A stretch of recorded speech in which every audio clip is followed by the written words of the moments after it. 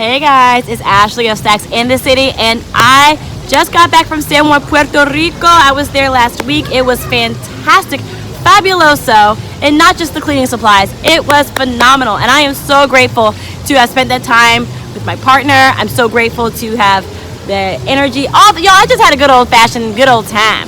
Now, you guys, I do want to talk a little bit about Spirit Airlines. It gets a bad rap. And I understand, like, here's the thing, I understand why it gets a bad rap. I really do. The thing is, Spirit is known for their dirt cheap airfare. Dirt cheap. You find other airlines that are charging $300 for a round trip flight to, say, Miami from Washington, D.C. Spirit gonna go here and throw you a $100 fare. You're like, oh, snap, I want this.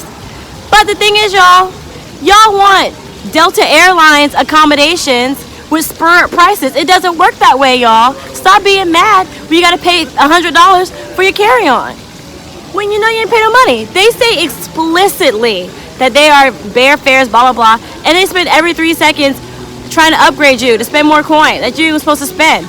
Now, guys, I'm probably gonna do a video where I spend no money on any extra cost for Spirit. I'm just gonna go with Spirit and bounce. But for this cost, I did spend money on checking in a bag that I actually got a credit from American Express for. I have an American Express Platinum card, so I didn't have to pay for fees because I have it registered through Spirit.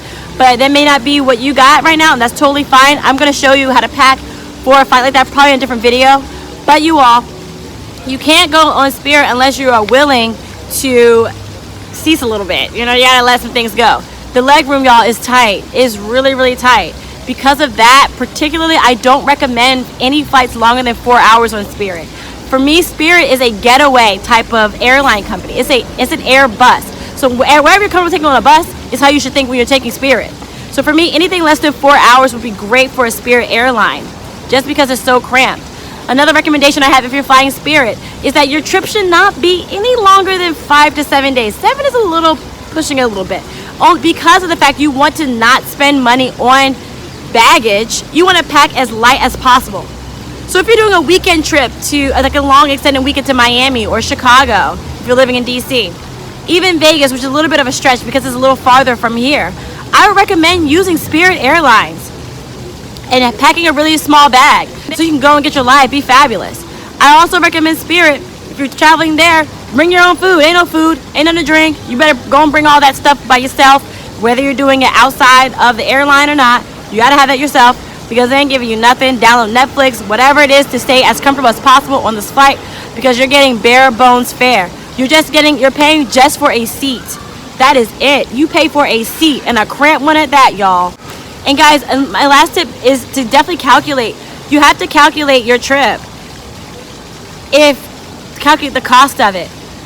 The thing about Spirit is that sometimes the airlines are far away. So for example, the Miami is not in Miami-Dade International Airport. It's at Fort Lauderdale, which is about 20-30 minutes, I think, away. Think about the Uber cost. Think about it. Spirit's based in Baltimore here. That's far away from the national airport based in Arlington, Virginia. Those are things you need to consider if you're going to be traveling. The baggage fees, if you're going to be taking that. Food, if you're going to be buying that. All those things you need to factor into your final price before you get the ticket. When I looked up this ticket to Puerto Rico, I found that even when I paid baggage fees, it was still significantly lower than if I would have went to American Airlines or United or Delta. So I was very glad about that, even after factoring those things in. There's nothing wrong with paying for those things, guys. You just have to make sure you anticipate and plan. But remember, guys, when you're on Spirit, do not expect United accommodations. Do not expect those amenities. They don't exist. It is a Greyhound bus. It is a glorified Greyhound bus. Okay. Whew. So I'm going to cut to me being on Spirit and me talking about me being on Spirit and all that fun stuff. So definitely look at that, and I will give you some of my reviews. Y'all are fabulous, and I'll talk to y'all soon. Bye, y'all. Okay, y'all, really quick, there's trouble in paradise. So we tried to use this suitcase. So we're flying Spirit. Y'all know Spirit can do the most. And we were trying to mitigate costs by combining both of our items into one. But I think that this suitcase is going to be too big, so we're going to end up paying more money in the long run.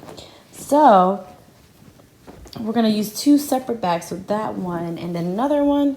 And one will be using the pre-checked in bag fee that I paid for already. And I also have a $200 airline credit due to my credit card.